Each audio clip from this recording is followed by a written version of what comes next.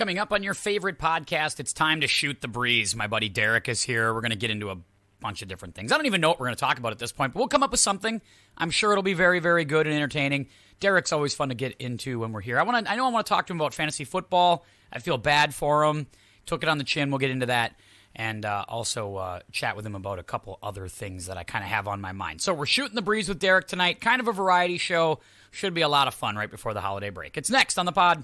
You take the good, you take the bad, you take them both, and there you have the facts of life. The facts of life. But when's the time you got to go and show you're growing? Now you know about the facts of life. The facts of life. When the world never seems to be living up to your dreams, and suddenly you're finding out the facts of life are all about you. All about you. All about you. It takes a lot to get them right when you're learning the facts of life. Hey, it's the Tim Anderson Podcast. I'm Tim. And that is my buddy Derek on the other side of this computer monitor. And he is looking good. Derek, good to see you. Good to see you. Trying to make this your most infrequently scheduled podcast to leave the listeners wanting more. You know what? I've had a lot of people say nice things, including former students. Former students, they go, you know what? I really love when Rickert comes on with you. You guys have an entertaining pod. There's only so much football talk people can take, Derek. They can't do it. That's true. I used to watch ESPN a lot, and now I can't go into the weeds too much. I'll pay attention to my local teams, but I can't listen to the analysis of the Buffalo Bills and the New England. I mean, not much. It's too much. I am with you. As I'm getting older, I don't know if it's a pandemic thing or what it is, but I have not watched. If it hasn't been a live sporting event, yeah, I'm out. I'm not watching. I'm not paying attention. I'm not interested. I haven't watched Pardon the Interruption in 2 years. No Around the Horn for me. I don't listen to any of the shows. No. At some point, we just got to tune them out, right?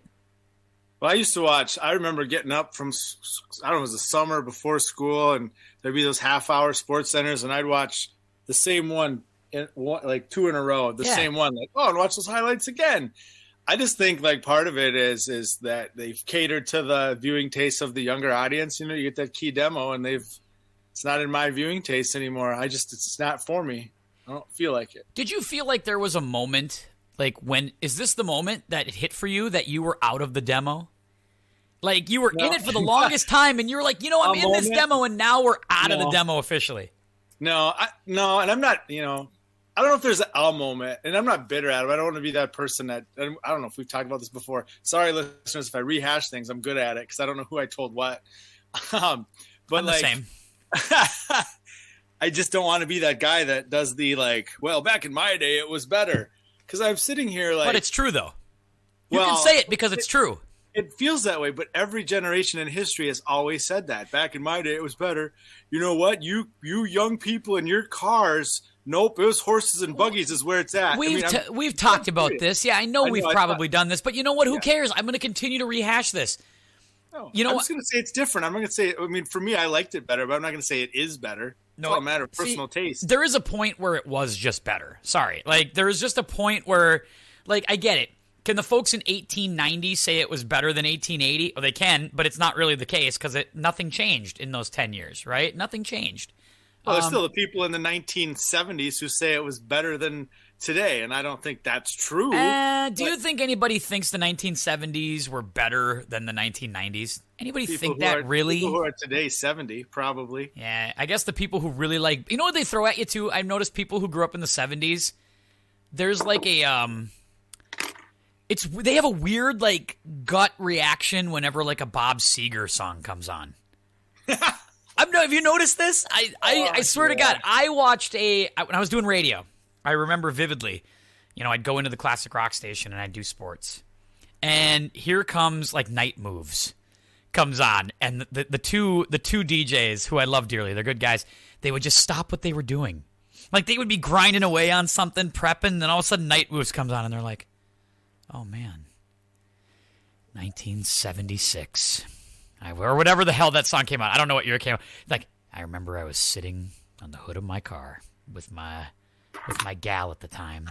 And they wax poetic about the time, and it's all like Night Moves has this amazing thing. Same with all Bob Seger songs, really, in general, but it's just insane, the reaction. I've never seen anything like it. I want to see, to every Bob Seger song, Tom Cruise dance without pants on.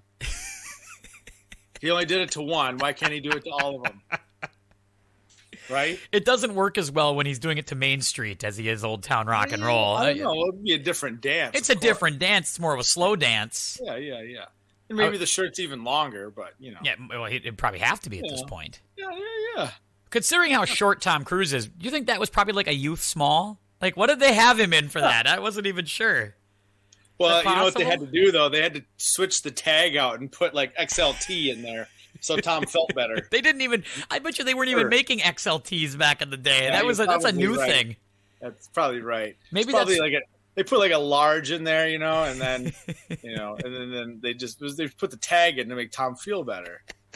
That's where they get the. That's one place where this generation will say, "We got it better now. We came up with XLT." You know, now tall people can get extra large shirts. I'm not gonna lie to you. My under tees are XLTs. They do not come untucked, and the world thanks the world thanks me for that nothing gets exposed in the middle region as much as I've threatened to expose it, you know, because I want to be fashionable. You got to show that middle section of your body. I've learned. That's what I've learned. I've read that too. It's out there. It's one of the spirit days, actually. I think next week at the high school show your stomach day. Show your midriff. Yeah, I'm in. You've got something for that, I'm sure. I'm in. If admin is in, I'm in. Let's go. If they're in for everything, are you kidding me? You can do anything you want. Yeah. And then no rules anymore. It's the Old West out here. That's the way we see it. West. Hey, I want to apologize for you. I have to. And we're going to do it publicly. Let's do it publicly. I know we say that everybody listens to this show because they don't want to hear about football. So I'm going to take 2 minutes and talk fantasy football with you. Last year, I was the victim to our scoring rule where the 6-seeded team with the highest points got in, and that knocked out the 6th seed. That happened to me last year, and this year, it happened to you. I'm so sorry. I think this year you should go back and say, you know what? We're putting 8 teams in the playoffs. It's only fair because I have a higher – this is weird. I was doing the rabbit hole thing. I can't say anything, though, because there's one person in our league who will jump down he'll not be happy. But I have a higher scoring team than 2 people with better records than mine. That's true. But then there's a person below me who has slightly more points than I do. So just put us all in. 8, let's go. I'm actually going to go for league expansion next year and expand us to 14 just so that I can increase the playoffs to 8 or 9, maybe 10 teams. 10. What if everybody got in? And I just created this goofy-ass bracket. We started it in week 14, or whatever. We created something weird. Everybody's in, no bye weeks. Let's go.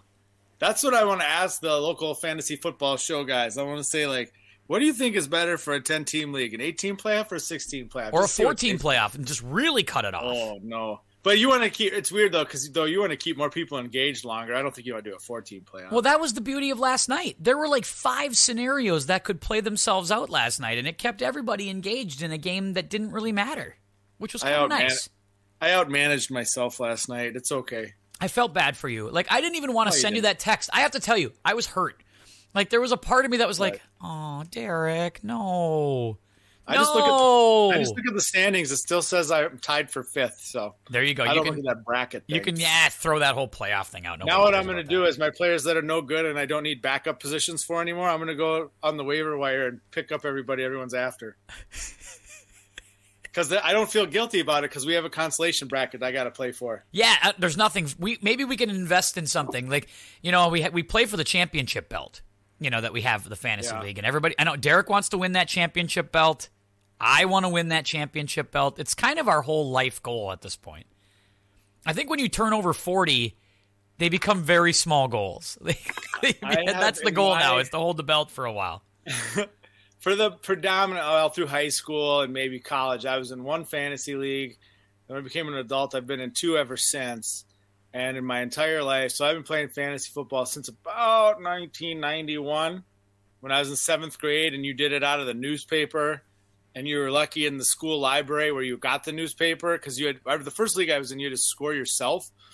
and the Star Tribune would have box scores, but the I remember library my would have 7th grade teacher doing it. Yeah, I remember that. Would have one newspaper, and then the local paper out of lovely Wilmer, Minnesota, only had the Vikings box score. So the rest was just like a little write-up on each game, and you had to like cross your fingers your guy scored a touchdown or they mentioned it. Otherwise, you had no way of getting the accurate score in. So my team was bad. Because I would end up with that paper. I'm like, Dad, I need the other paper. I need the Star Tribune. It's expensive, son. Well, yeah, we always got the Sunday one, but that doesn't help because it just gives you game previews. Slapping the taste. Derek, stop crying. Right. Stop crying. We're not getting the Star Tribune. That's that. Back when the Sunday paper was 4 bits and the regular paper was only 1 bit. That's quarters and nick. I was going to say bits. Now we're really. This is where 50 cents to 25. I remember. This is where the youth is going. And you say your time was better than ours. How again? I didn't say that. That was all you. I can't believe you would say such thing. No, I'm kidding. I'm standing by it, people. We don't need instant gratification.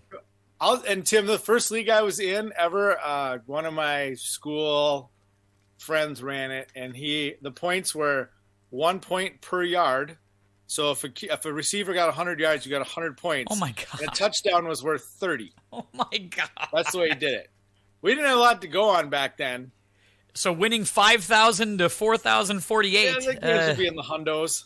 Oh. I don't remember exactly the scores, but that I think only lasted 1 year. Then someone else started a different league, and we went that. His was even harsher, though. His scoring is still this way today, where it is receivers get 1 point for every 25 yards. That's what it was, yeah. But he's not changed that up at all. Like, it's just that. It used to be, actually, when he started, it was 1 point every 25 yards, but you didn't get the first point until 50 yards. Yeah. It was hard. That's where I argued, like, that is no fun. I know people who used to do that, too, who still wanted to do it that way. That's the system. We award touchdowns in this league. I'm like, kickers are more valuable than some wide receivers. Like, you think of a guy like Wes Welker or something like that, and you'd be like, well, that guy doesn't get in the end zone that much. He catches 110 balls and but it doesn't really matter. It doesn't matter how many balls he catches. But the kicker's going to kick 3 field goals and score more points. Yeah. It's a stupid rule. Stupid way to do it. It was hard, but towards the end I got better at it too, because I was like, people were taking high yardage guys that scored 2 touchdowns a year, and I'm like, I'm going to go for touchdown guys that get no yards.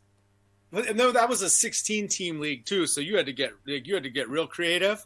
So when I switched years in a 10-team league, I was looking at all these players that I wanted, and then I'm like, we didn't even get that far down the list anymore. So it was like, it was a weird adjustment for a while, and I'm like, oh. But you're starting to figure it out. Last year you made some progress. This year you made some real progress. 2 years ago I was in really good shape. Last year I was fine, I think. This year, I was right there. My team was a weird Jekyll and Hyde though this year.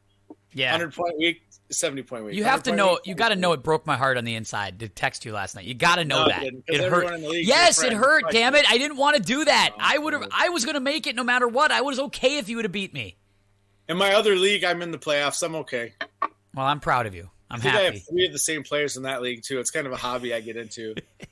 Adams, Higgins, and Connor. That one was an accident because I didn't expect James Conner to be any good. I just took a crapshoot at it. Last sports question I'll throw at you for a little bit, and then we'll deviate away for just a second. But so let me ask you this, because the COVID stuff is running wild on the Rams. They've closed the facility down. In the NHL, they're having big issues. NBA, they're having big issues. At what point do you stop testing these double vaxxed players or triple vaxxed players? Because we're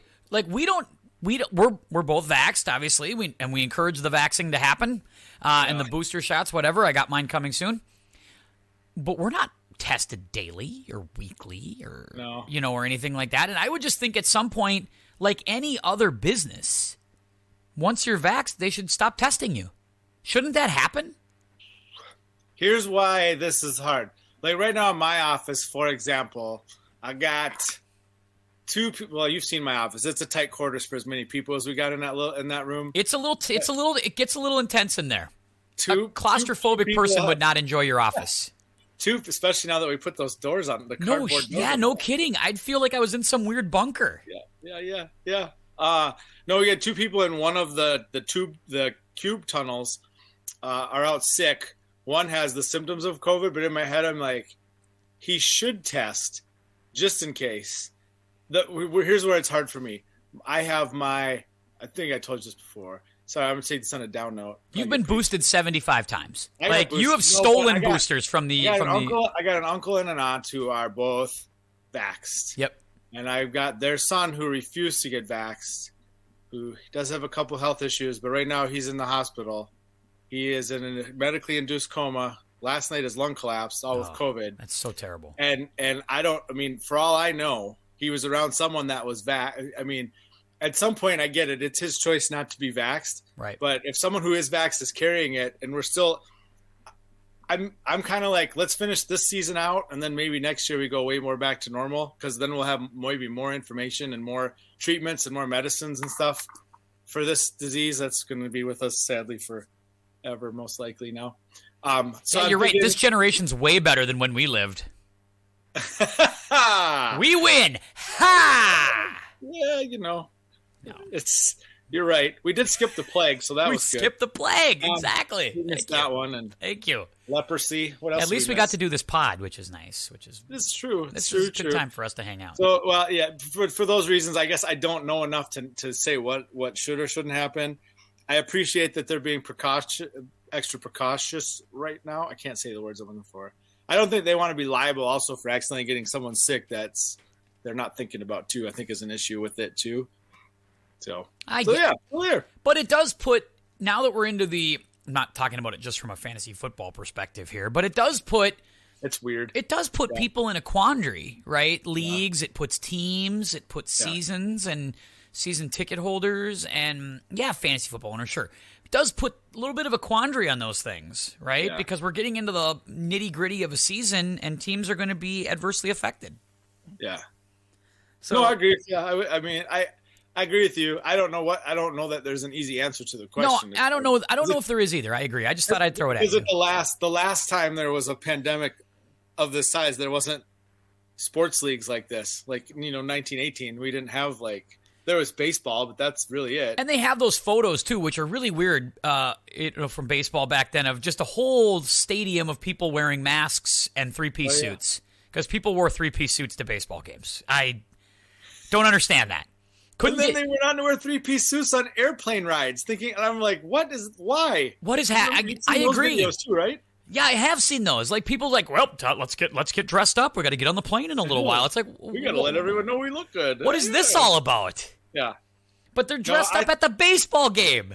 I know. I don't get that at all. But that had to be it. Anytime you went out anywhere in public, you got dressed up, which is bizarre to me. I liked it when people back in the day, you always hear folks in the 50s, I went home and I got out of my my good school clothes, and I got into my playing clothes or outside clothes, and I'm like, you're better dressed than most 90% of my people wearing school clothes. Like, what are you talking? Like, it's like, well, I got out of my three-piece suit and I moved myself into a simple button-down and some and some suspenders. That's what I moved to. I laugh a little when people get together for family, whatever, any holiday, Christmas, whatever it be, and they're wearing collared shirts and and button-down shirts, and I'm like, your family, honestly, who are you trying to impress right now? Your grandma's gonna like you if you're wearing a hooded sweatshirt and some jeans. She's not gonna. You'll get that lecture from grandma. No, grandma lectures. Grandma lectures on that shit. Don't you know? My grandma's never lectured about that stuff. I have an uncle who would have been at one time more likely to lecture. Nice hoodie on a way to dress up for the occasion. Yeah. Nice of you to be here. Well, the worst was when oh, you're wearing a hat indoors. What's wrong with you? I'm like, oh my gosh, dude, relax. The Twins wear hats in the Metrodome. That's indoors. Leave them alone. The hats indoors thing, I don't know. I don't get that is a true generational. I don't know where that. Well, in a generation from now, that'll be gone. No one's going to care about it. Yeah, nobody will care about that. People will encourage more hats being worn. Is what it is. There's days I wish I could wear my hat every day in school. I'd love that. Yeah, I'm comfortable now without wearing it there. I wear it pretty much everywhere else. We'll wear it backwards. I want to get to the day where I can wear it backwards. Now that is something. I do wonder if I had a full luscious head of hair, if I still would wear a hat everywhere I go in public. Probably not. Right now, looking back, if I did, I would probably grow it long and be like, 80s rocker. Just say I could. Sorry, everyone. I did a visual of me throwing my hair back. And it was beautiful. Like, I got it, and I thought it was great. Like, even if there wasn't, I forgot visuals don't work real well in this. The visuals don't work in this. Yeah, it's not a thing. Well, it's not something we. Yeah. Things. Yeah. Sorry about that. Let me ask you. So I got to tell you this story, and I just want to get your reaction to it because. All right, so I don't understand how Walmart is the most popular, like how they're so profitable. Yeah. Because do you know any other company in the world that gets separated by, hey, we're not going to go to we're not going to the bad Walmart, we're going to the good Walmart. Like, do you ever hear them say, oh, that's the bad Target, let's go to the good Target? Or is there such a thing as a bad Costco? I mean, is there such a thing as a bad a bad Kohl's? Is there such a thing? But there are bad Walmarts. Yeah. And do you ever sell yourself like, nope, not going to that Walmart. That's the bad Walmart. The thing that does get me about Walmart, like, it's the only store too where in the grocery aisle is an exception. I will say that, but you can't. There's no room for two-way traffic with the shopping cart in most of the aisles. See, they fixed that with the super wall, but not at the bad wall. At the bad Walmart, they didn't fix that. That's still a mess. You go to the good Walmart, you go to the toys and the sporting goods and the hardware, and those you can't get two carts down the aisle. No, that's a mess. That is you got. I'm just like, they're like, you know what? There's just too much walking space here. You know what we need? We need more stuff. Let's just pile it up. Make sure no one can get through. I made the mistake because I just needed a cheap white dress shirt, and I didn't want to spend a lot of money on it because I just had to pick one up. So I was like, all right, I'm 5 minutes from this Walmart. Yes, it's the bad Walmart, but I'll go there. And I walked in, and I haven't been to this one in a long time because, again, it's the bad Walmart. But I go in there, nothing's different. It's the exact same as it was a decade ago, or whatever. It's chaos, it's clutter, there's noise, it's just screaming and yelling and shit's knocked down everywhere, nothing's hung up. It's just, there's stuff in the aisles. You can't it's just like, you feel like, man, this is what Barry Sanders must have felt, like going through... Like just bobbing and weaving and dodging through people and stiff arming and putting the moves on. That sweatshirt on the floor is the equivalent of Henry Thomas reaching for Barry Sanders. Sure. So Al No, watch out! It's Al Noga. It's Al Noga. It's Ezra Tuolo. Everybody run! Yes. My fault. I get the shirt, and I think it's the last shirt in the whole damn store. That's a white button-down dress shirt. You can't find one. They sell button-down shirts. I know. I didn't know that these things stopped being sold at places like this. I just thought, I'm like, it's gonna be, and it was $10. Sure. So I'm again, and I find it. I get up to pay for it, and the self-checkout line is just miles long. But it's even worse in the two manned aisles, like the two manned checkout lines, and it's just it's 6 miles deep. And it's a bunch of lazy old people with half of them don't have teeth, half of them have some teeth. It's just a dicey thing. So I'm waiting in line.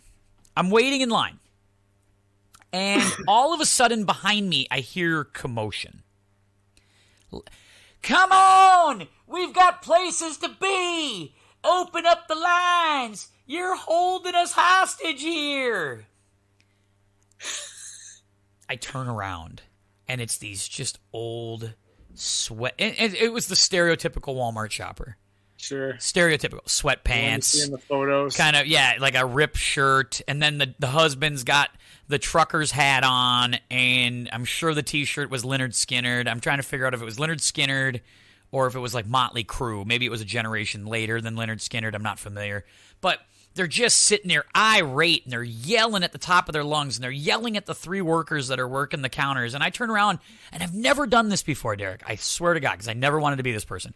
I turned around, and pardon my language, shut the fuck up! I couldn't take it anymore. And I became part of the problem instead of part of the solution. I saw you in one of those shoppers of Walmart photos. Oh my God! I checked out and I left, and the worker just looked at me and went, "Thank you." Just quietly went, thank you. Do you have any idea how much of this crap we take every day? And I'm like, bless your hearts, keep working hard, and I'm like, don't let these people, like, and then the workers are like, what do you want us to do? We got a staff shortage. Like, get it. We're hiring. Do you want a job? Like, we'll take you tonight. Shortage or no shortage, I will say this about Walmart's, though, versus Target's. If there's lines at Target's, they will move everyone from the back of the store to run a register. They will do that. If you're at a Walmart and the lines are backed up, they're like, whatever. They're like, wow, that sounds like a real problem. Boy, that looks like it could be trouble. They never staff their registers. They even started adding more self-checkouts. Thank God they did that, too, by the way. The self-checkout's way better. You kidding me? It's not even close. I try. When there is no line, I go to the – well, this is at Target because at Walmart you have no choice but to use the self-checkout. You got to use self-checkout. At Target, when there's no one in line, I go to a person. Otherwise, I'll go to the self-checkout. And you're right. That's the difference. Other stores, it is all hands on deck. Like, everybody get up front. But one guy's in the back going, hey, listen, I'm stacking this Tupperware. I don't have time to just drop this Tupperware. Because if I drop it, somebody might steal all of this, and I can't risk that. So I got to... At Target, there's a manager at the line going like, hey, we need backups to like 3 backups to the registers. At Walmart, they're like, I know the lines are long, but just stay what you're doing. Do not come up here. Whatever you do, let the line stay long. These people will stay, I promise you. They are not leaving without their bottle of Dr. Thunder. They are not leaving. They're going to get so hungry from waiting in line so long. They're going to go to the Subway. They are going to that shitty Subway that's right next door. Yeah. I promise you. They're going to be so exhausted. They're not going to be able to carry their packages to the car. So they're going to have to go to the FedEx in the front of the Walmart, send their packages home. See, I got this all down. You figured out the management system at Walmart. I got it, too. I'm trying to figure out how I weasel in the optical department, too. They've been in there so long that they've gotten older, and now they can't read, so they got to go get cheaters at Walmart Optical. They got it down. I do have to ask, if your eyesight started to fade, is the Walmart Optical the first place you're going? No. Is it the second place you're going? No. I know it's in the top 10. I did go there once, and here's why.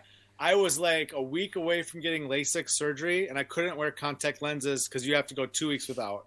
And my kid was really little at the time, and I was pushing her on the swing at the playground, and I got too close, and my one last pair of glasses, she swung up, and her foot caught the bridge of the glasses and snapped them in two. Nice. And I tried holding them with super glue. They kept breaking and breaking and breaking.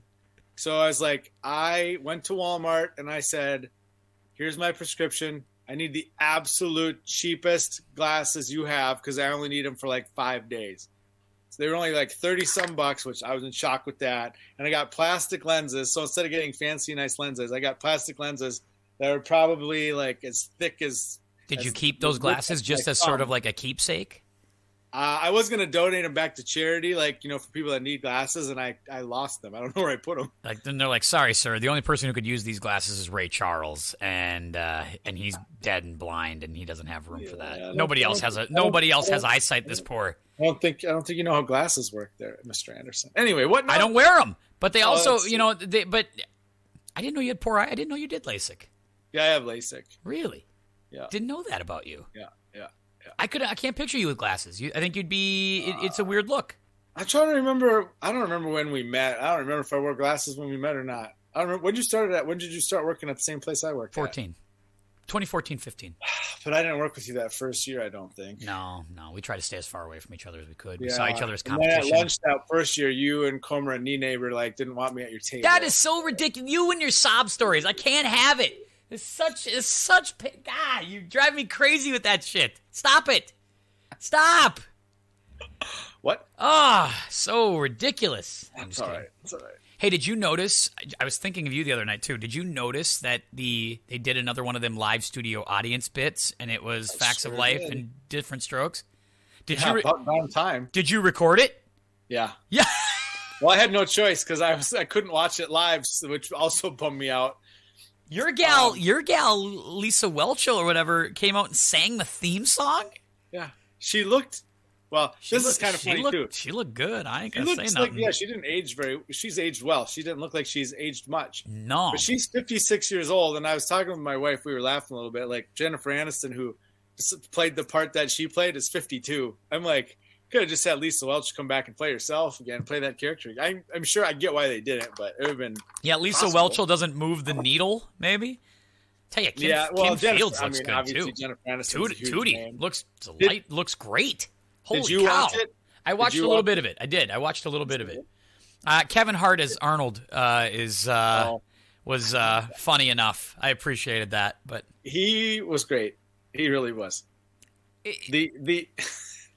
I mean, it was, and they did say, suspend your disbelief. Obviously, a 45-year-old man is playing an 8-year-old boy, but he did a nice job with it. Like I got lost. I did get lost in the moment where you believe he was an 8-year-old kid. By the way, well, it helped too that I had seen the show when I was. And it also younger. helps that he's like 4'7", and he kind of. I learned he's 5'2". Yeah, he is short, so he could play this part. And they made sure, obviously, that they had everyone under the sun around him be like. 6'4" or taller. Mr. Drummond's played by Vlade Divac, and there's all right. He's all these 7'5" guys. Shaquille O'Neal and no. Willis is played by Shaquille O'Neal just to really create that juxtaposition. Big and thick. They did do some funny bits though, like, just like some funny ad libs too, where like.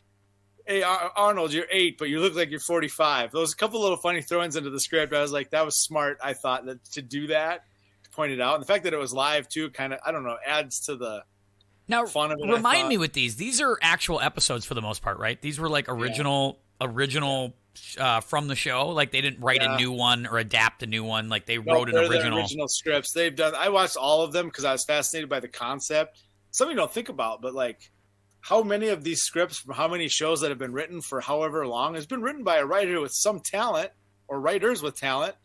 And how do we do this at where we work? Like, how do we make this a staff bit? Like, get our hands on one of these 30-minute episodes. Oh, I would love to do it. And just recreate it. That would be so awesome. How many people do you think would do it? I bet you could do it. It depends on the show. I bet you if you did Friends, you'd do it in a second. Yeah. You'd fill up Friends in 1 minute, or The Office. If we did The Office, we'd need like 50 people. Just one camera, though.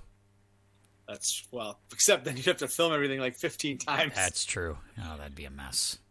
But that would be, I like the concept. Now, the only thing I worry about is like if somebody with really bad like judgment is like, why don't we take one of these very special episodes?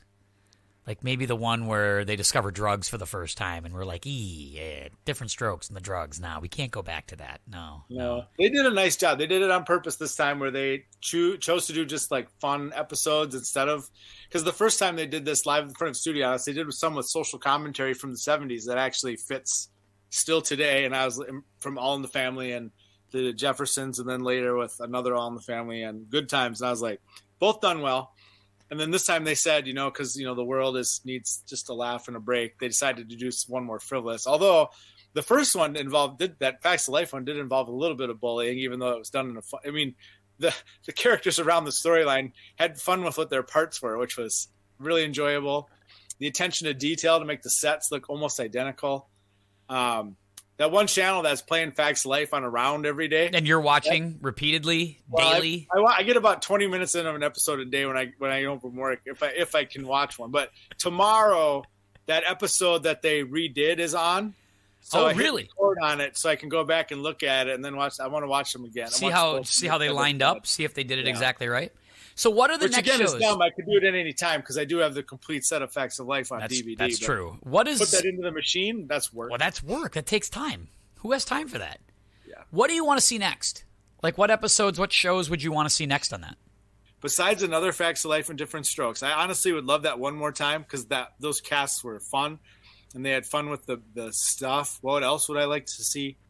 Cheers would be interesting. I was just going to say Cheers would be fun, wouldn't it? Because you could get a big ensemble for that. That could be kind of cool. Yeah. Family Ties would be fun for me. Yeah. That would be fun. I'm trying to think. Cosby Show would be great, but you can't do it anymore. One of our colleagues was playing some Cosby Show bits in one of their classes to show like economics or something like that. And I'm kind of like, good economics bit, a little dicey to make the choice, isn't it? You can't do it. I know the show had good messages and was entertaining and fun, and I feel bad for the rest of the cast that are losing their royalties. Poor Malcolm Jamal Warner. I can't. Yeah. I just can't do it. Poor Keisha Knight Pulliam. Darn it. I know. We just can't have nice things in our culture. No, that's what I'm learning. We can't have nice stuff. Just can't do it. Would you like? How about this one? Oh. Would you like a back-to-back Fresh Prince Blossom? That would be fun. I would take that, wouldn't you? That would be fun. Yeah. I would watch that.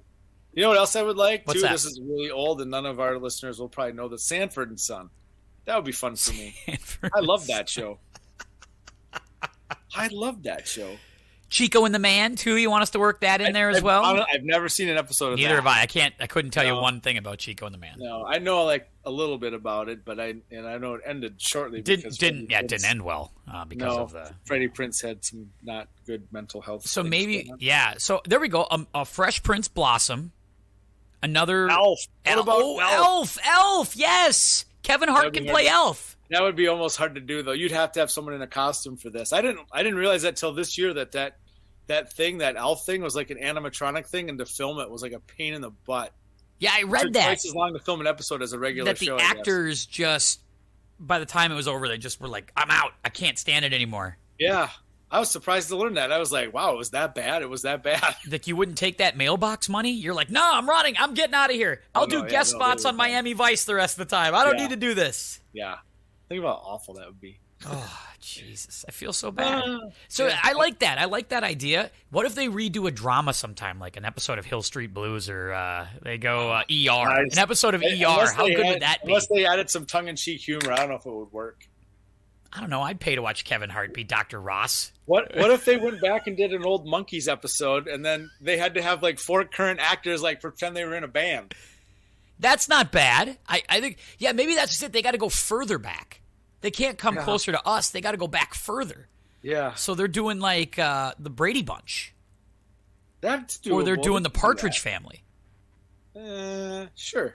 Yeah, I've seen I one was episode. never a huge Partridge Family fan. That's before our time. I've Monsters? seen one episode of Partridge Family, and that's about all I needed. You know, the Addams Family still has a little steam to it. The Addams Family, there you go. That'd be interesting. Sure. Now we're going too far back. Oh, I was going to say Night Court, but they're rebooting that already. So I read about that. I'm a little excited. I was a huge Night Court fan. I like Night Court. I'm down with that. Yeah. Coach. I also want Wings because I love Wings. Oh, see, nobody likes Wings. You're the only person who likes Wings. Although there is a Wings channel on Pluto TV, so maybe there is something to be said for that. My Two Dads.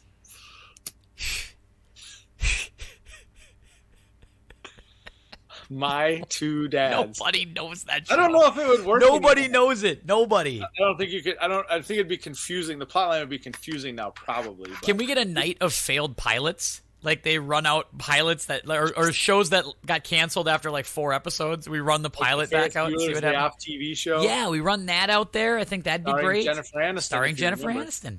Yes. Working Girl. That show only lasts like 6 episodes. I have an unhealthy knowledge of sitcoms. We could really spend time talking about this because there's a lot of YouTube stuff out there, and when you're deep in a pandemic, you go down the rabbit hole 10,000 times, and you just find random shit, and you're like, I don't know why I'm watching this. I found this site that showed basically every new show's theme song for that year. So like or intros or whatever. So like you go all the new shows from 1992 or something. All the themes would play, and you're like, never heard of that.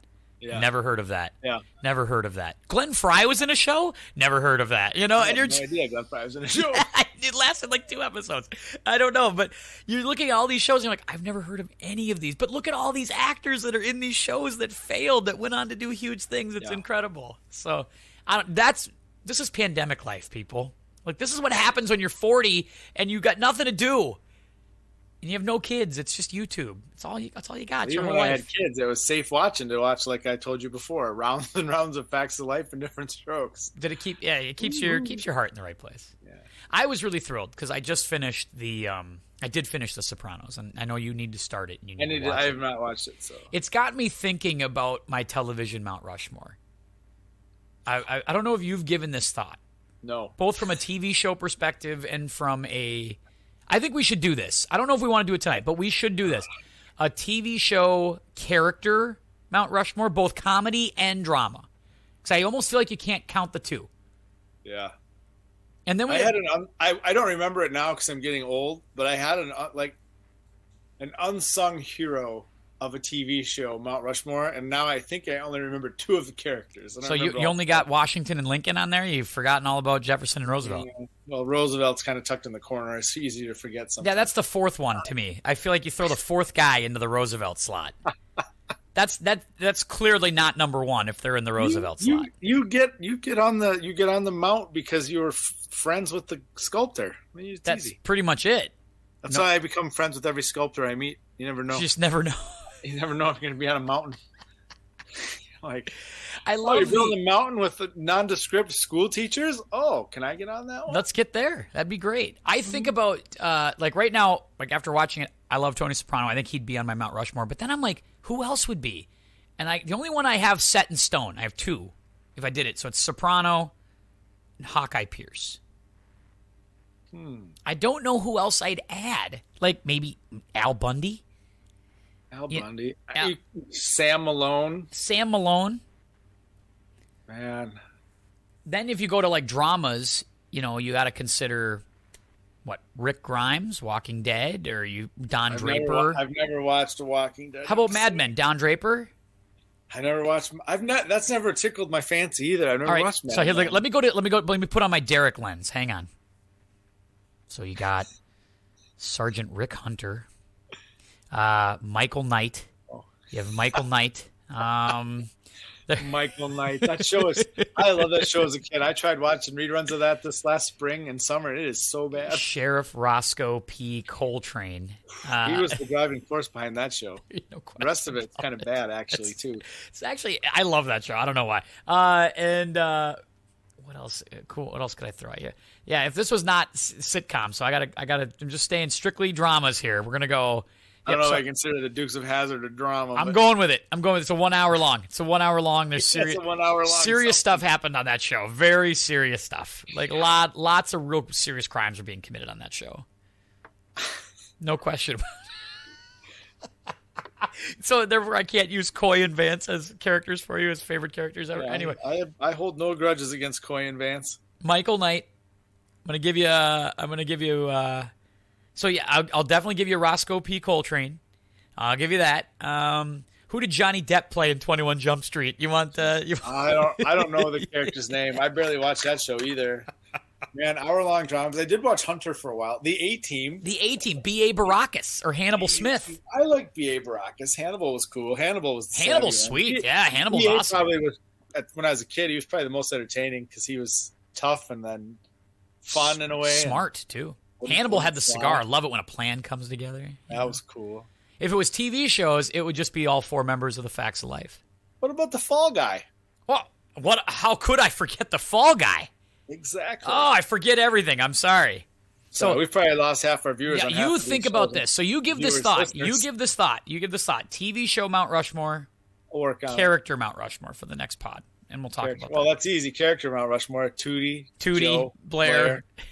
You'd even have Mindy Cohn. Who is she? What character was she? Natalie. Thank you. I couldn't remember what the hell one she played. Yeah. She's not in your top 4. Sorry, not allowed. She's one of those fascinating stories, though. Like, she wasn't even in, she got the gig? I know a lot of Facts of Life stuff. This is too much. Now we're going to lose our viewers. When they were trying to do a little, recon on what a boarding school was like for girls, they were touring one in Beverly Hills. Charlotte Ray, a.k.a. Mrs. Garrett, and some of the producers. God, this is embarrassing. The tour guide was Mindy Cohn, who was at this school. And Charlotte Ray thought she was really entertaining and said they need to put her on the show. So they hired her. I know, right? She wasn't even an actress. It's so ridiculous right now. I think that's a neat story. It's a neat story, but it's so that's ridiculous. How I want to get discovered someday. Do nothing to work on acting, and then someday someone goes, "Oh, you're kind of funny. Let's just put you on TV." And then I work on acting. You look funny, and you don't look like any of the other characters we have. Let's. A little more haunchy than the rest of them, and we need somebody like that to fill this out. A little haunchy, yeah. I was just saying. Anyway, I was talking about Mindy Cohn. Anyway, what do you got? I know you did some prep here. What do you want to get off your chest here in the last few minutes of this pod? Oh man, I was really bummed that would hear of Mike Nesmith's death from the Monkees over the week. And that was just, what does that leave us? Mickey Dolenz? That's it. He's the last Monkee. Oh Jesus! Like him and Paul McCartney and Ringo should go on tour. I would actually be pretty the Monkees and the fascinated with Beatles. Wouldn't that be amazing? Just like a total weird mashup. That would be a weird match. Paul singing "I'm a Believer" and like Mickey Dolenz Mickey diving singing into Hey some Jude. Beatles stuff. Hey Jude, yeah, I'd pay money for that. You know, we might have a promo there. We might be able to do something with that. You and I are ideas people. People just need to come to us and let us pitch the stuff. We've got it. We've got it all figured out. I remember watching a clip from CBS Sunday morning show. You know, the show that only old people watch. Yeah, we're now in that demographic. Those are our shows now. They interviewed the 3 surviving monkeys about, they're getting up there in age, and Peter had a really good sense of humor, and they said, like, so are you guys just going to keep touring? He's like, yeah, we're going to keep touring till we all drop. When the last one's left, we'll just tour as the monkey. I thought that was really funny. That's where we are now. I was seriously, that happened to me a month ago. I was searching in the morning, and CBS this morning was on, and they were interviewing Huey Lewis. And I stopped. I was like, "Oh, Huey Lewis! Ooh, what's happening with him? I want to know what's going on." That's a crazy story too. Yeah, that is a crazy story. I miss He Huey can't Lewis. hear. He can't hear. Yeah. That's frightening. Tinnitus. Yeah. Yeah, that's. I don't want that. That sounds terrible. I met someone else who has that too, to a degree, and I was surprised. But yeah, yeah. Oh Jesus! What do you? So, favorite Monkey song since we bring up Micheal Nesmith? Look Out, Here Comes Tomorrow, written by Neil Diamond, of course, and not penned by Neil Diamond, and then recorded by the Monkees. It's the wrong answer. If it's not Last Train to Clarksville, I'm a Believer, a Daydream Believer. There's nothing to. There's nothing Daydream to talk Believer about. and Last Train to Clarksville, I believe, were by Tommy Boyce and Bobby Hart, one of the main songwriters for them. I know too much about the Monkees too. This is how cool I was in school. One of my friends. I'm already seeing how cool you were in school. This is not even. Well, we don't even need to get into that. My 5 years older than me, Nathan. I don't know if you listen to this after you see this posted, but he got me into WWF at the time. Yep. He got me into Monkees. He got me into Weird Al. This is why I didn't have a date till I was like 22. I was going to say, he basically turned you into a delinquent. Like, he ruined your life with all of this. Because these are all the things that I liked, it's like somebody came to me and said, and here's some WWF wrestling, and here's some Weird Al music, and here's this. And it's like, well, and also here is your virginity till you're 22. Thank you. Congratulations, everybody. Thank you. Good night. Oh, it's sad. Welcome to my life. I still am like, for a while I went, hey, Rock and Roll Hall of Fame, like all 4 Monkees are alive, put them in. And then now there's one left. I'm like, put them in. I don't think they're ever going to do it. But for a fun fact, the Monkees, they only didn't write their first 2 albums. After that, they wrote all of them until later when the singer of Weezer, Fountains of Wayne, and I cannot remember the third now, wrote their last 2 albums for them that came out in like 2016 and 2017. The last one's a Christmas album. There's some fun songs on there. Monkees, Good Times. I would look it up if you got it. It is kind of nice that the album is good. It's kind of nice that Micheal Nesmith sort of appreciated it at the end. Yeah, because he was so bitter about it for the longest time, about not being treated as a serious musician, and kind of feeling like this was more of a joke than anything. And it's like, I feel that there's a lot of artists like that, right? There's a lot of actors who hate their shows, or actors who hate their movies they're in, or bands or lead singers that hate their best songs, and they're like, man, that's got to be some that is so bitter. But yet at the same time, I'm not them, so there's so many of them. Maybe there's more to it than that. But you're just like, man, here's this piece that you did, and you should be proud of it. Like I don't know, it's a major piece of Americana. It's awesome. Yeah. His manager said by the end he was finally at peace with it, and he actually started liking the songs, and he got it. He said he gets why the fans loved it. But at the beginning, he was a musician coming into it. So was Peter.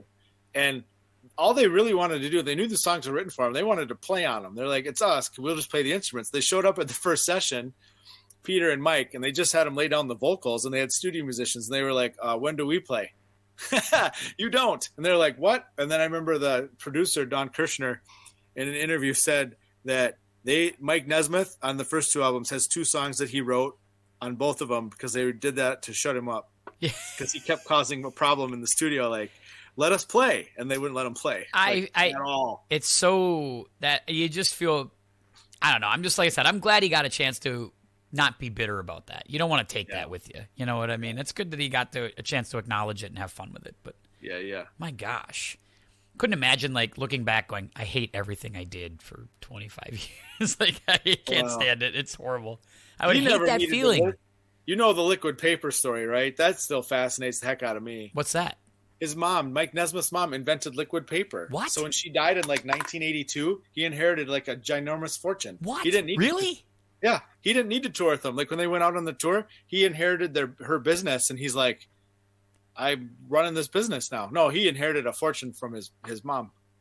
She was a secretary and had problems every time they made mistakes on the typewriter. See, kids, typewriter was this thing that came out before a computer, and you couldn't like delete things on a screen before you printed it. Like things just printed on paper. I think the tally's like 3-2. Our generation was better, but this is one we got to put in their column. I got to tell you. But she invented it, like basically like tweaked a little white paint formula, and was able to correct mistakes on the typewriter. That is, and then sold it. I had no idea. Yeah, he's probably sitting on billions, sitting on billions. I know it was huge. I know it was a huge fortune, but man, yeah, some people have all the luck. I tell you, all the talent and all the luck, and here we are. Yeah, it's not fair too. The other Fun Monkey song I learned, I did not know this, or I knew it and forgot it. You know Linda Ronstadt's song "Beat of a Different Drum." Yeah, you're a huge fan of Linda Ronstadt too. I know that. After I watched the doc on her life, I became a bigger fan. I was like, "Oh, this is a cool story." How couldn't you be? Most music docs, when I watch them, I'm like, "Oh, I like them now." Like that was a cool story. Kind of like the behind the musics, except those behind the musics make you sad. Yeah. With the Eagles, when I saw that one, I'm like, "Well, that's depressing. They don't really care about their music. They just want to make money," which I guess ostensibly is the plan, but like they don't even pretend. I was like, "Wow, anyway." Sorry, I digressed again for the millionth time. What was I saying about? Monkey something or other. You can't care about the craft if you're a guy like Don Henley and then put a song like Dirty Laundry out there. Like you can't. We know what you're all about if that's what you're putting out there. He cares about it like he's a machine. Like he wants to pump it out, a song that's going to make you money. Yeah. Now watching that was Linda Ronstadt, Beat of a Different Drum. Let's go with that. Let's go back to Linda Ronstadt. Mike Nesmith wrote that song, and he said, like, here, how about we record it? And the producers of the Monkey Show are like, it's not really a monkey song. And then Nesmith's like, but I'm a monkey, and I wrote it, so how's it not a monkey song? And they're like, sorry. So then he gave it to Linda Ronstadt to record, and she recorded it and had a huge hit with it. But there is some truth to that, right? Oops. Like, there's a lot of guys who write tunes, and they're like, that's not really a me tune. That's a tune for some. Like, Prince wrote a million songs that weren't his kind of songs. Like, no, but he gave a bunch to other people too. Yeah, like Nothing Compares to You. And off as a songwriter, and he gave them songs. Carole King gave them a song. There's a bunch like that. But then, like the Monkees, though, I don't think I finished that thought either because I'm good at not thinking.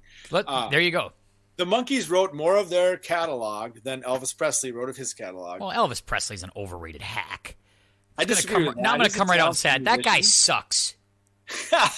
If there's anybody in that generation that's going to stand there and say Elvis is the best, you guys don't know what you're talking about. Overrated hack.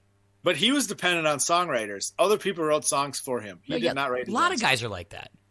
I know, and that's one of the things the Monkees get slammed for. And I'm like, I don't get it. Like, do you ever see that Anne Murray episode of Family Guy where Stewie just loves Anne Murray songs, and then he finds out Anne Murray just sings what people write for her, and he's like, "What is that? What?" And his heart is he's heartbroken at this fraud Anne Murray who just sings these songs that she doesn't write. That's funny. It's a great bit. That is funny. What do you got, Derek? One more thing for us to throw out this evening. What do you got? Oh my gosh. I got to use that because in your class you're reading Beowulf, and I got to use that My Two Dads reference like multiple times today. It was so fun for me.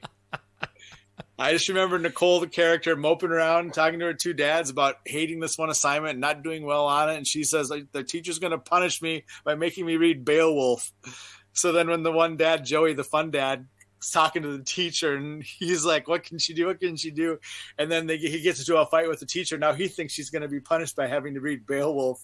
So when he walks out, he's like, please don't make her read Beowulf. And now I'm learning like our whole English department is making the kids read Beowulf, and it just makes me laugh. You know, it's a weird thing because all the teachers act like Beowulf is the worst thing to ever give a high school student. Like we're handing them like just acid and telling them to go ahead and drink it, and it's just like, it's not like, it's not great. Yeah, I've never done acid, but a lot of people who have done it, I think, said it's more fun than Beowulf. So. No, I'm talking about just regular battery like sulfuric acid. Just drink that. No, if we're going to drop acid, no, it's something different entirely. Just here for humorous content, everyone out there. If we can go listen, and we'll pop a Monkeys album in and drop some acid, it'll be great. Anyway, no, but I'm not reading. No, neither am I. The first 100, but I mean, we just read the first 105 lines of whatever this epic poem, and it's dark. But it's, I don't know, it's very Game of Thronesy. It's fine. It's fine. It's not great. It's not the most amazing stuff I've ever read, but I understand why you read it, and the kids are not hating it. And the movie they made out of it is one of the worst movies ever made because you can't make a good movie out of a bad writing. I don't know. I thought it was going to come out better than it did, and I couldn't even get my own sentence out of there. Beowulf is so bad we can't even make good jokes about it. That's the problem. Exactly. That's the problem. Beowulf, yeah. Yeah. Now, Scott Beowulf, that would be a very interesting show. Like, that would be a poem we could give them. Only if Joni's in it. Yeah. or if he's in charge, then maybe. Scott Beowulf in Charles in Charge. Just imagine how that would go. That would be a different animal entirely. Well, is he in charge of both the days and the nights in that one, or just one or the other? I think it's just the nights. It's just the nights. What about the wrongs and the rights? No, they don't have any control of it. No, not in this play. No, not in this poem. No, it's not happening. For those of you too young to know what we're talking about. It's already now it's 3-3. Their generation has tied our generation. In the mid-1980s, there was a show called Charles in Charge that debuted on a network. I forgot which network, and it was so good they dropped it, and it went into first-run syndication. You may not know what that is, but feel free to look it up on the Google machine. When was the last show that was successful that went through first-run syndication? Baywatch. Baywatch was huge. That was huge. How come nobody else does that anymore? You'd think with all the streaming that would be something people would do. That, I think. Because there's not a lot of syndicated channels anymore. Everything's networked now somehow, even if it's a streaming service or whatever. You're right. There's no syndication. It's like there's no UHF antennas anymore, I don't think. Baywatch was brilliant then. They were geniuses. Yeah, geniuses over there. Hasselhoff is genius. Lots of money. He would have been genius if he would have made his rescue vehicle the Knight Rider car. Oh, God, yeah, that's so smart. How they didn't do like a throwback episode is beyond me. I don't know how they don't work that in. At least some of his castmates from Knight Rider show up on the show. That would have been great. We could have had all these reunion episodes. Yeah, for sure. God. Nicole Eggert could have had Charles in Charge on too. Although probably didn't want to work with Scott Baio after the Nicole Eggert. potential things. I love Who else was on there that did Nicole other things? Eggert. Come back to Nicole Eggert. You are welcome on this podcast anytime you want. You missed anytime. it. Nicole Eggert was in Minnesota at the Nerdin' Out NerdCon in Rochester back in October. You went to the NerdCon? I didn't, but I knew what was going on. She was there? Yeah, she was there. She was God damn it! I would have totally gone if she was there. Oh, next time I'll see you there because I kind of wanted to go. The dude that was the main guy from Clerks was there too. I wanted to meet him. Yeah. Maybe next year I'll see when if she comes back. If she comes back, I'm gonna be like, it's over MEA break every year. I'm like, Nicole Eggert, you were part of my formative years. Like you were a major factor in my growing up, like in my youth. First real, top 5 first real major crush was Nicole Eggert. Summer Quinn. Love Baywatch for the storylines, for the good. For the great acting, the great story. I always wanted to know if a defibrillator really said that stuff, like when they were trying to shock a heart back, and it would go dead patient, dead patient, dead patient, and then they talk it again. I'm like, did it really say that? Did they talk? I have no idea. Dead. To this day, I still have no idea if it said that or not. I have no idea if they talk. That does not happen. They never said that. That's ridiculous. I don't know. Maybe. Oh God. It's so good. I love shooting the breeze with you. Even if we don't talk about anything, it's seriously the most fun. Do you remember these syndicated shows, Superboy from the early 90s? I do remember Superboy. Yeah, I do. And then the original Superboy got fired because he ended up being like a jerk in a public setting, and then they fired him and hired a different guy to play Superboy the next season. Oh, I didn't know that. I don't remember this. I don't remember that at all. Yeah, he was not a nice person. He got fired. And then there was getting a little big for his britches as Superboy. He's like, when do I get to be Superman? Am I right? Yes. Yeah. Do you remember Out of This World? I remember A Small girl who Wonder. could stop time by pushing her fingers together. Ooh. Who was half alien and half human. Isn't that Small Wonder? No, she was a robot. No, she was a robot. Okay. That was like an NBC Saturday show, I think. No, Out of This World. When we're done, look that up on YouTube. The Out of This World theme song. It's very catchy. But the idea was this girl's living with her mom. She's going through like puberty all of a sudden. She's never met her dad. She doesn't know who it is. And then all of a sudden she's just got this urge to put her fingers together. And then everybody freezes and she doesn't know what's going on. She just stopped time. And then she learns that she gets this cube that can communicate with her dad in outer space, who's an alien. He looked human. Okay. So then he can talk to her and tell her about all this stuff. So and then she'd restart time by putting her fingers in a clapping thing together. But also if she stopped time and touched someone, they'd be with her in the could move and be moving around with time stopped. So here's the theme song for you.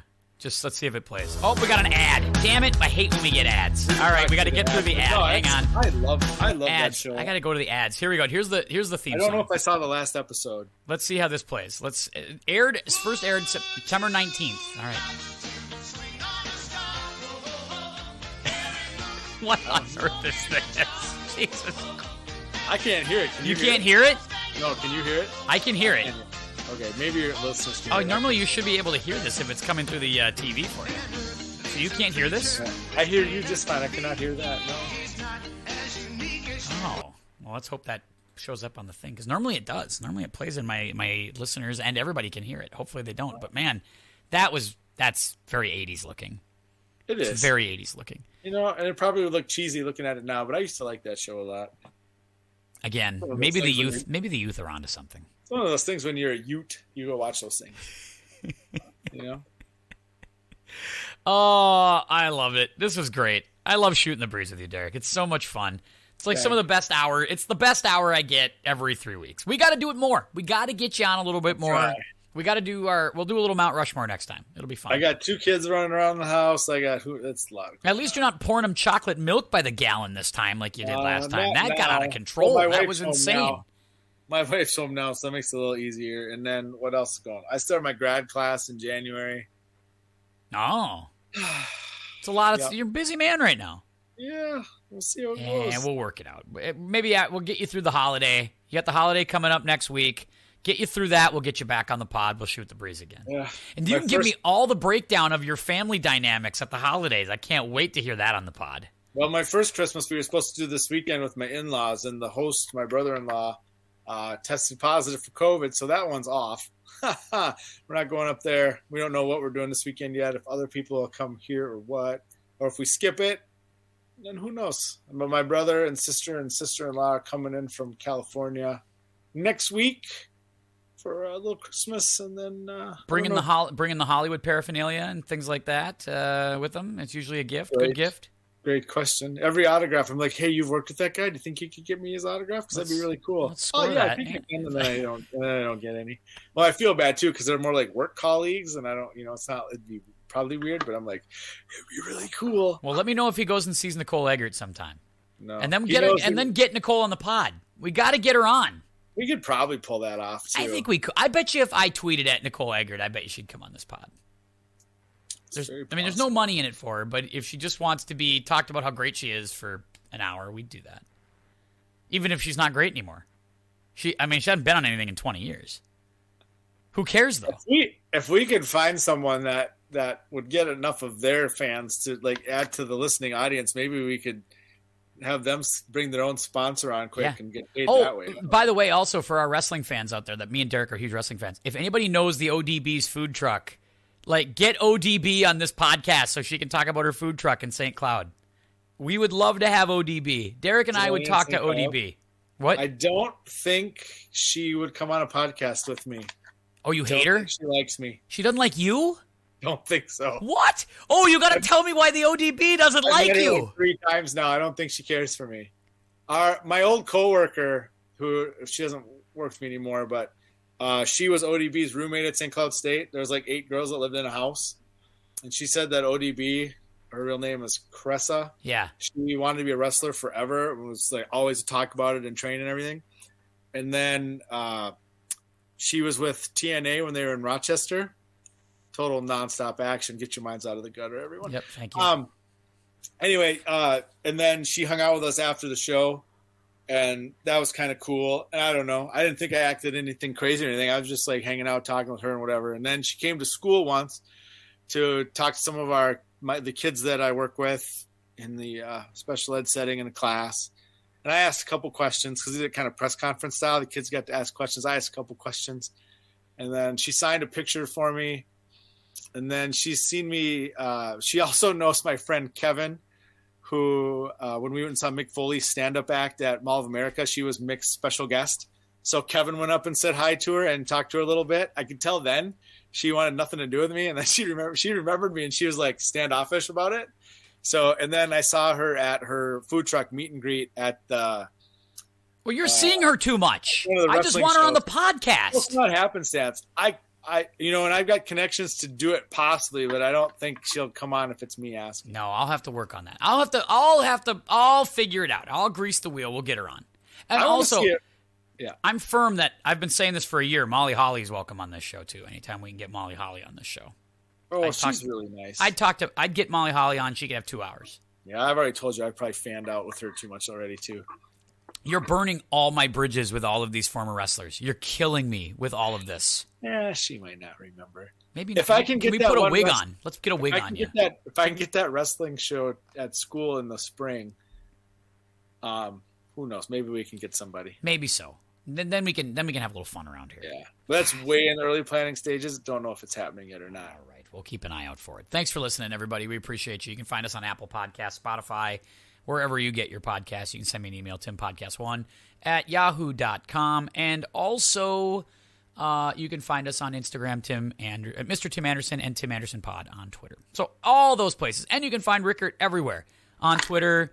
He's on TikTok. He makes dances. He does all that crap now. He's all big on that. He's huge. All over the place. I eat Tic Tacs. Tic Tacs and dance on TikTok. It's great. It's really good. I think in the end our generation wins because of the TikTok thing. Total waste of time. Total waste of time. Anyway, that's the pod for today. We want to thank you for listening, everybody. We'll see you next time. Keep your head up, and we'll see you. You take the good, you take the bad, you take them both, and there you have the facts of life. The facts of life. But when's the time you got to go and show you're growing? Now you know about the facts of life. The facts of life. When the world never seems to be living up to your dreams, and suddenly you're finding out the facts of life are all about you. All about you. All about you. It takes a lot to get 'em right when you're learning.